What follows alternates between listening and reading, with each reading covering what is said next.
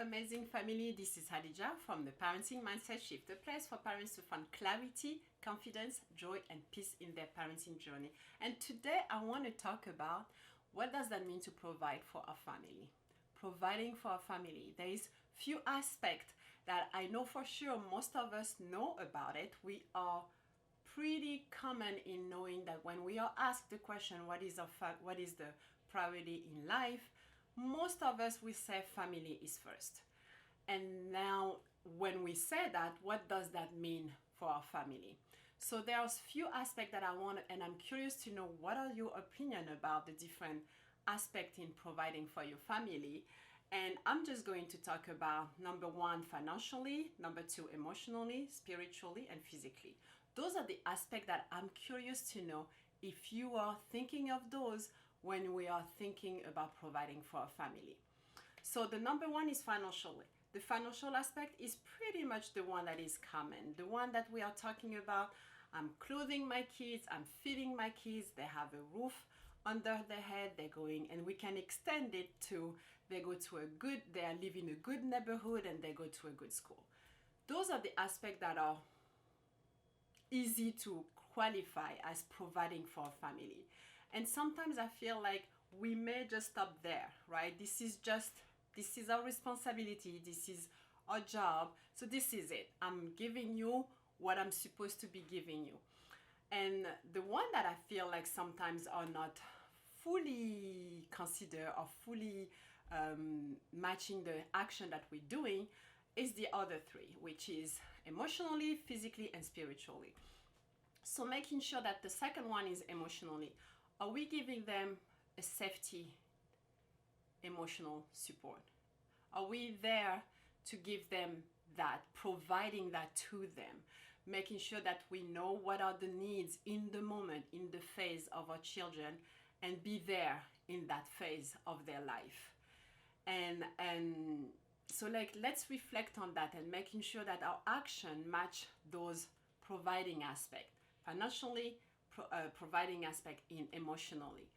The third one that I want to talk about is spiritually. So it doesn't matter if you have a belief in any kind of religion or what is your state, your personal state in the world regarding your spiritual life, and what is it that you're giving as a support. If your child has question about why are we here and what is our purpose in life and why people believe in God and why people don't, and are we clear about giving them the support that they need to feel confident in their spirituality, in their faith, in their religion, and whatever you want to call that. So we need to make sure that we are in a space where we know what we're talking about, basically. And if you are in a specific one, so for instance, in my house, so I am Muslim, I need to know what does that mean for my kids, to make sure that I give them the environment that they need to understand what it is. And I also need to put them in a situation where they understand what are the other religion, what are the other aspects of spirituality. But where are we here, and are we providing this environment that it's okay to talk about things like that? It's okay to question a little bit, and those conversations are important to be. So are we providing that space? And the last one is physically. So physically, the feeling safe when they are with them, with us, our kids. Depending of whoever needs a hug, are we there to give them the hug?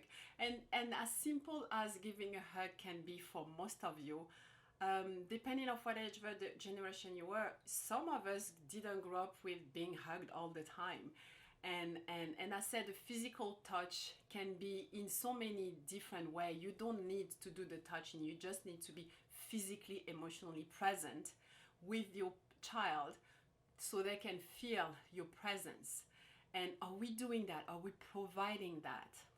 And again, it's not about the quantity of doing that. It's about the quality, because now the reason I'm saying that is because I know there are parents that are traveling a lot, that are working a lot, and they may feel like, yeah, but this video cannot be for me because I'm working, but I'm providing for my family to make sure that they are here. But the point is not really when you are not here, the thing that I want us to be aware is when you are home, how are you when you arrive at home? So it's really about the quality. It's never about how long you're going to stay. It's the few minutes that you stay with your child. How do they feel? How do they feel safe? Do they feel heard? Do they feel understood? So all those aspects is part of the providing for a family. It's not just the financial aspect that we kind of be used to here. It's all those aspects of financially, emotionally, physically, spiritually. And we want to make sure that we are thinking of those things when we are here for our children. So like I said, it's about the quality when you are with your child. It's not about how long you are with them. So just like making sure, and I love this aspect that it's not, like I said, it's not about all the things that you're going to give them. It's about your presence and and how you make them feel. And I think it's a beautiful quote from Maya Angelou that says, they will not remember, and I'm not specifically going to quote, but I will find it and put the quote in it, but they may forget what you're teaching them, but they're never going to forget how you make them feel. And I think that's the part that sometimes we are forgetting, how how we make them feel is more important of the things we are saying to them. So we need to make sure that we are aware in those aspects of how are we providing for our family and what does that mean to us. When we say our family is first, what does that mean? And when we are home, are we actually home with them? And again, this is something that I'm saying and I'm sharing that with you because I'm working on that.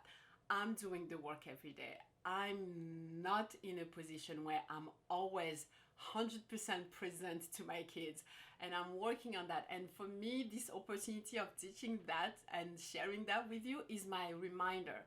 And that's why I love doing the things like that, because I'm just learning it and I'm reminding myself to do it, and I'm sharing it with you, and sharing it with you increase my confidence and my desire to keep it up, basically.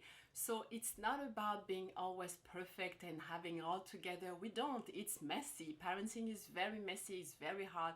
We have ups and downs, but we try to motivate each other. We try to be here and showing up and doing what we can to be the parents we want them to remember, and doing our best to be good listener. So I hope you enjoyed this video.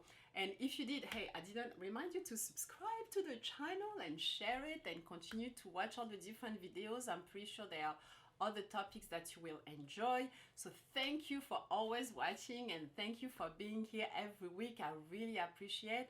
Hit the subscribe button, put the comments about what does that mean for you, and what was the one thing that maybe you will be like a reminder for today.